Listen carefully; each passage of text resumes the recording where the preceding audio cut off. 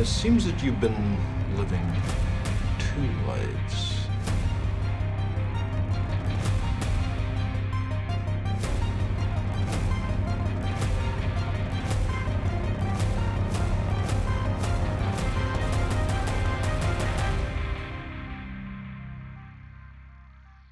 We never got to see him. And we're back with Tom Althouse. I'm Mark. He's Brian. Tom, let's start out by talking about your court case, the defense attorney. Get into detail on that.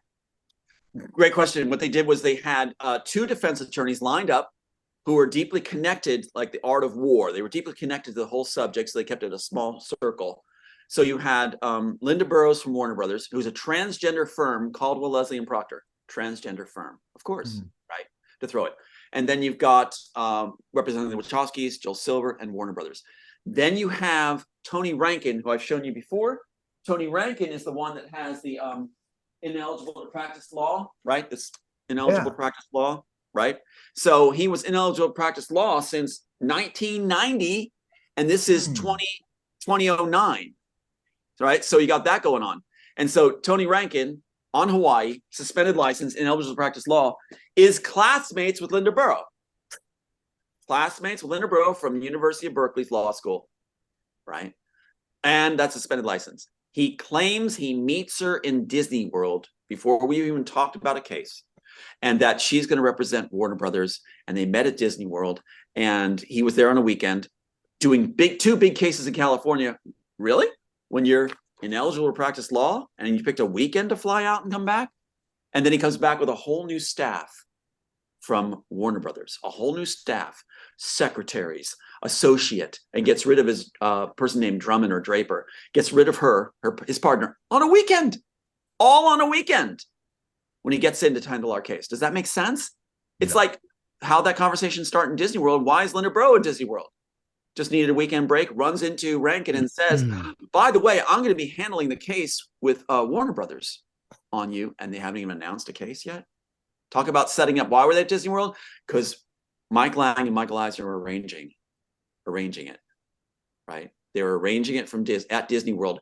Had Rankin fly out with his kid, had Linda Burrow come out too, and they treated him to Disney World while they planned how to throw the Matrix case. And you thought, oh, these nice people are helping me, but what they were doing was completely working against your whole. But what made you reach out to someone for help in the first place? I mean, somebody told you, hey, they're stealing your stuff. How did that go down? Great question, Brian. It's the honeypot wife. The wife that was provided by Tony Rankin, or was, housed by Tony Rankin. And he was her landlord, and she had a criminal record, outstanding warrants, and in Modesto, California for prostitution, and had been in jail, ex-con. And she comes to me in the improv group on Maui that I'm working with, right? And gets into the classes, and Tony Rankin gets into my swimming class with this kid. So they come in together at separate points in my life, infiltrate. So already the level of money that they're dumping into you personally, Tom, to throw up your life off track is staggering at this point already. Exactly. I was told. Why are they why you, Tom? Yeah, why you? Because of what the let me stop for a second here on stop share so I can address.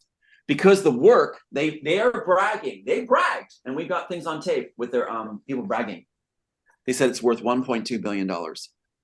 So this work, and they figure if you take on a poor schmuck who wrote it, and you're a powerful firm with attorneys and everything else, then they say it's good business. It's just sound business to take the guy's work or the woman's work, take their work, because then if you have to settle, it's only a portion of what you made off the work.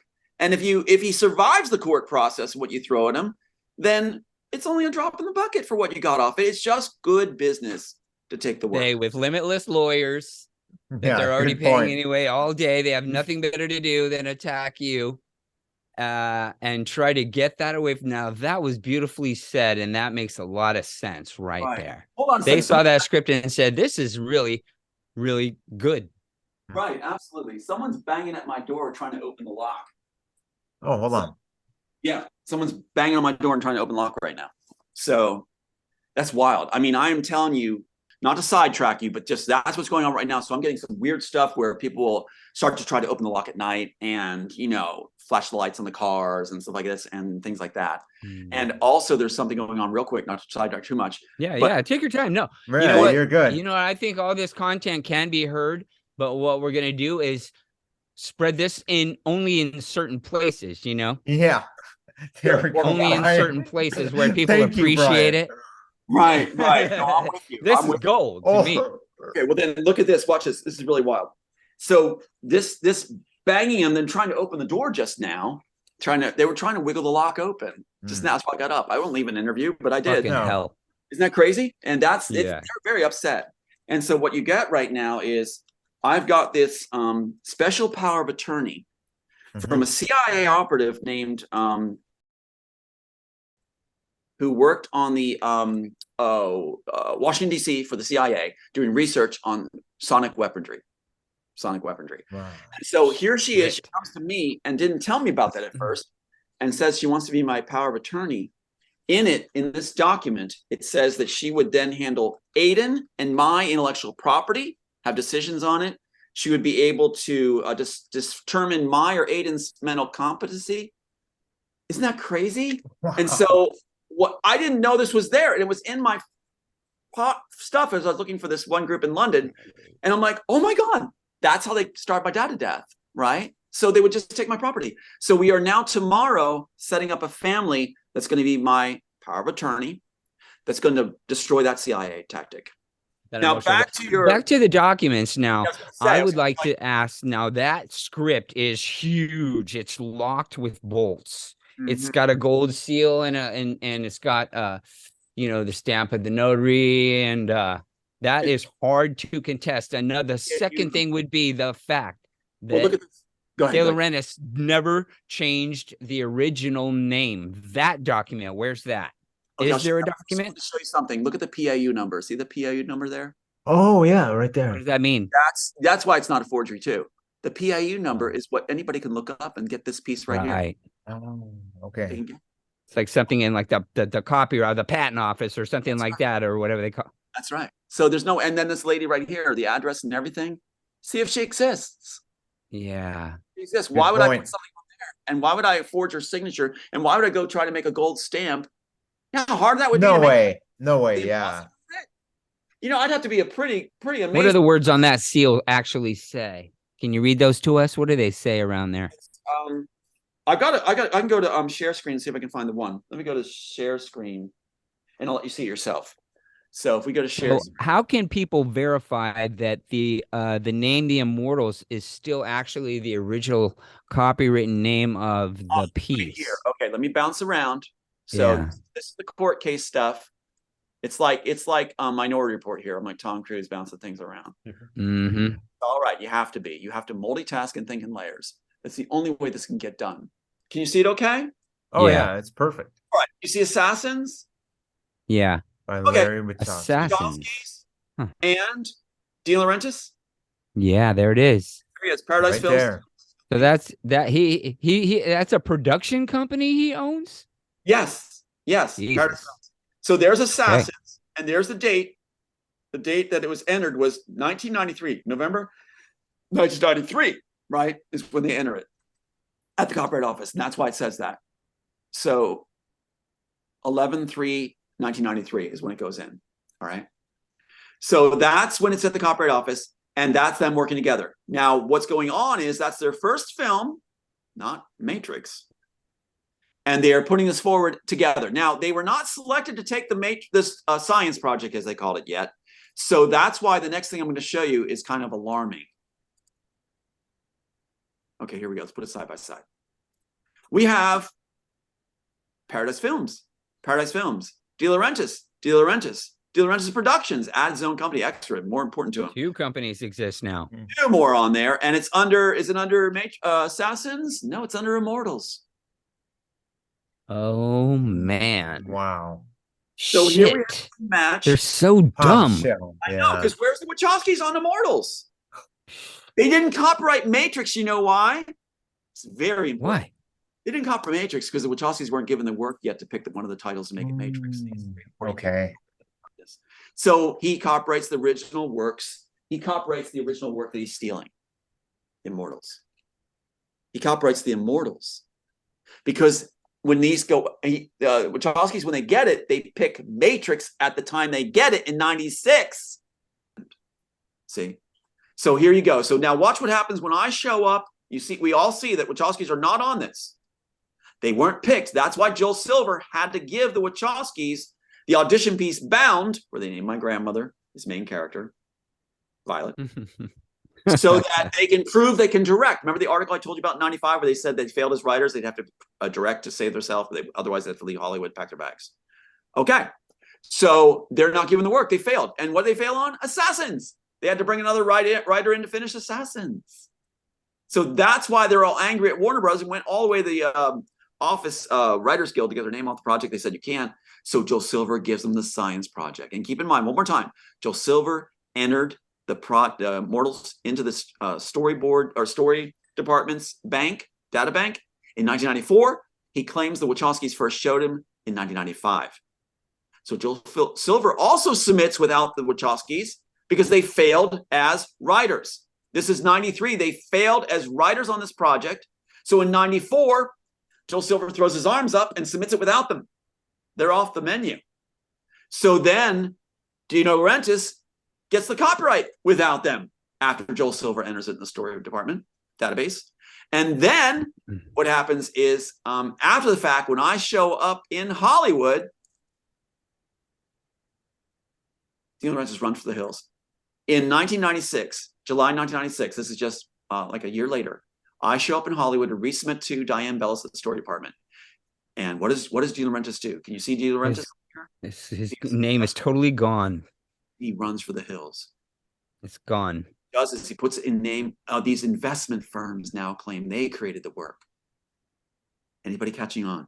Investment firms. That's so obvious. As the creators of the work. The guys that lend money out to make projects, and that's their big bread and butter. Their boardrooms suddenly came up with all these companies got together and said, hey, I got an idea for a film. And the investment guys, the financial guys wrote a film. But wait, that doesn't hold, does it? Because Dino Laurentiis already put his copyright on it, even though he's running for the hills. So they're claiming they wrote Dino Laurentiis' work and he just forgot about it and finally gave the investment firms credit for it. Can't wash it any other way you go. It doesn't work. But there's the Immortals. Wachowskis weren't picked yet in 90s when I was resubmitting. They still weren't given it yet. Here's your copyright trail, guys, real quick. This involves court case too, because keep in mind these entries, like the high school birthday, dad's name. We've gone over this. The clock down there in the corner, 7259, an exact birthday, 7259, exact birthday. This was not allowed into evidence by Tony Rankin, suspended license, ineligible to practice law, agreeing with his classmates, Linda Burrow from the transgender firm representing Warner Brothers, who also was attorney for TMZ, said they're not going to allow any of my evidence in. And that's where we get back on track with the court situation, if you want to head back there, because that's where ADRs come in. Keep in mind, the whole strategy is they don't show that Warner Brothers has no evidence. They don't want that known, and they don't want to show the author has evidence. So again, the main thrust of throwing the case is Tony Rankin, again, I want to establish this firmly, is fired, and he sends an email after he's fired, within half an hour after he's fired, said he allowed Warner Brothers to have a phone call substitute as the meaning required for summary judgment proceedings. Allow them in a phone call to call that the meeting, and said, you may proceed to summary judgment without objection. This is, I can say it 1,000 times, it's so important. That means none of the evidence goes in, and it's the only way you can get a summary judgment. They also did the stipulation order, which remind me to show you here, stipulation order, which stipulated that it was for their eyes only, those attorneys that were involved in this, his eyes and their eyes, not for the plaintiff, not for the jury, not for the judge at trial. They were all involved. Absolutely That's no right. question in my mind. What we need to do now is show our people out there exactly the evidence that's so overwhelming. I think that script is a killer. A killer. Anybody who takes a look at that and the forms that you just showed us, how they kept changing and moving things on who created the piece, and it never was called anything like the Matrix or anything. It was in fact still called the Immortals.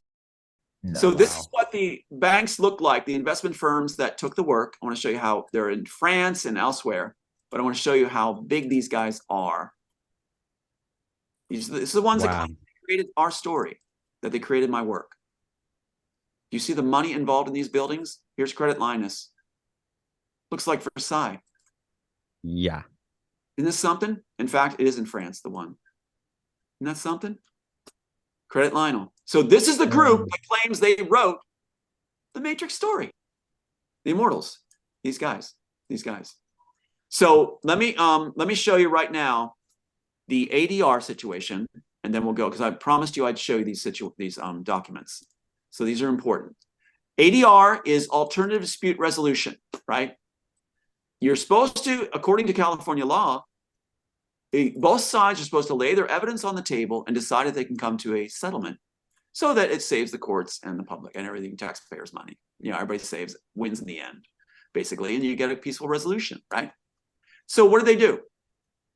Well, Rankin and the other side did not tell me about ADRs that they were court ordered. They don't want their evidence on record. See, you'll follow me. So this right here is the order to do it, order for ADR, and they check off, let me go to the other page here. They check off private mediation. They don't want any judges. They don't want anybody on record. They want somebody they own to do it, but they never do it. So they get the judge to sign, okay, you're going to do it. Okay, you're going to do it. They never even let me know about it. They never do it. In fact, they hire An Nugent with Arwen Johnson from the transgender firm to represent. Where's Tony Rankin? You have to have the trial attorney there.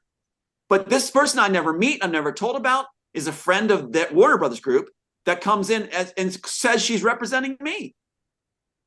So she, in a special letter from Rankin to say that they don't want to have it. They don't want to do it. There's no evidence without telling the plaintiff. See how they did it? A railroad job. Make sense? Any questions on that before I give you the next one? No. Here you go. Go on. I want to show you this inverse ratio. I'm glad we're talking about this. It's the hardest topic for me. We need to talk. This is from Sophia Stewart's summary judgment. Now, they allowed her to enter evidence, but she didn't have any. I had a ton, so they blocked me. I did all these tactics you'll see to silence it. In what is known as the highlighted inverse ratio rule, we require a lower standard of proof of substantial similarity matchups between the works when a high degree of access is shown. All right. So that means a lower standard of proof. Now, here you go. Here you go. That means I can show one page of the Immortals that matches the Matrix. Remember the guy with the headphones, young man with the headphones on, listening to loud rock music, watching the green scrolling blips on the screen as he navigates the ship? That's about 10 right there. That's about 10. You only need one or none. They go on to say, if it's shown where clear and convincing evidence of access is presented, the quantum of proof required to show substantial similarity may be lower than when access is shown merely by a preponderance of the evidence. So if you show that we're definitely submitting all this stuff, it's going in, they will reduce it that you don't even need to show matchups. It's assumed it's taken. See? So that's why Tony Rankin, and I want to show you this book right here, all these pages, is all the emails from Tony Rankin to us. We have them before they were struck. So in this is an email where he says, James Boyd of Norfolk, the submitting attorney, right? Affidavit right here. James Boyd of Norfolk. Let's cut out this screen real quick, and I'll come back. So here we go. James Boyd of Norfolk, affidavit. He writes this after Tony Rankin said he contacted him. An email says, I contacted James Boyd. He doesn't have anything, so don't contact him. He doesn't have anything, so you don't have a case. After the deposition where they admitted they have no working drafts or notes at all, and that's a moot point to ask for discovery, and Rankin agrees with them after 7.5 hours of a grueling deposition with me. He agrees that they don't have to show any evidence. They don't have to submit any disclosures. That's required due process. That's also why the court case can be resurrected. Fraud, complete fraud. And they can go to jail and they know it. So it's going to be a real circus when it happens. So I contact James Boyd. He has everything. He has the script. He has the character breakdown, the music cassette, story treatment. He has it all. Here's the next page. All of it notarized by James Boyd, who Rankin said he didn't have anything. And also how the case is thrown. Did Tony Rankin enter then James Boyd's evidence? No. you may go to summary judgment without objection. Without the submitting attorney saying everything was submitted, with him including the letter of submission, certified mail to 4000 Warner Brother Lane, attention Elizabeth, best friends of Bonaventura, to Diane Bellis, head of the story department, with the tracking number and the receipt right here. Oh boy. There you go. That's why, yes, we will win in court. And here's the other deal being shown me. We're going to a different country, folks. It's international. The theft is all over the world. We're going to argue from South Africa, Germany, England, wherever we have to. We're going to go there and resurrect this case, and they will not block our evidence anymore. Someone said sometime, why does Tom seem so angry? I don't even know if I want to answer that. Why am I so angry? My 2 sons are killed, murdered. My intellectual property that was supposed to change the world and be a gift to all humanity was taken by clowns that can't even wipe their butts. And I was mocked in the process. And the first graphic for my high school birthday, fiance's birthday, my name, all that stuck in there. I ask you, do I have a right to be a little upset with my last son being attacked? So can we just strike the comment of, oh, he seems angry? That's one of the agencies' move right now to say I should be put away because I look, what did my sister say when she called my son was murdered? You're angry. You got to say back to me, you're angry, bipolar, and suicidal. I'm not suicidal. I'm not bipolar. But you bet your butt I'm angry at what's been done to my family and loved ones and to our entire world and the children in it. Yeah, I'll take that one. Tom, I am just so impressed how you keep your head up high every Same day. here, yeah. For 30 years, you have been the human punching bag from the New World Order, and there's very few human beings who've been able to take it. You're a hero. Thank you. You're nothing less than for sure a real hero, Thomas not a A. Musk. You Not are a Musk Neo. hero, Tom. You are Thomas A. Thank you. Thank you. I had to play my own character in my own film that was modeled after me. And they named Your after boys me. are not going to go down in vain. We are going to fight. And I'm just proud to be a part of it, buddy. And thanks for being here again. My pleasure. And I look forward to our next talk. And everybody, this entire thing will be available on Patreon for the low cost of $1 per month. Please go watch it there. I know this video is not extremely long, but there's 2 hours of footage and you can see it all because it needs to be seen, but we don't really want to put it on YouTube for obvious reasons. They're not going to like it and they're going to come at us. So join our movement, join our crusade, join the forces of good and team with us in the Mark 2.0 podcast and help us thank Tom Althouse, the real Neil, the real Thomas A. His name is Thomas Althouse. And he's here with us and he's bringing you information that you need to know because it really is on the news. It's on the news. If you look, if you know where to look, it's fascinating. And gosh, sometimes I lose the words when I think about what we're doing here. It's scary, and we need all the support we can get, guys. And please pray for us and pray for Tom. And thanks for being here. Thanks, Tom. You guys, thanks so much. Tom.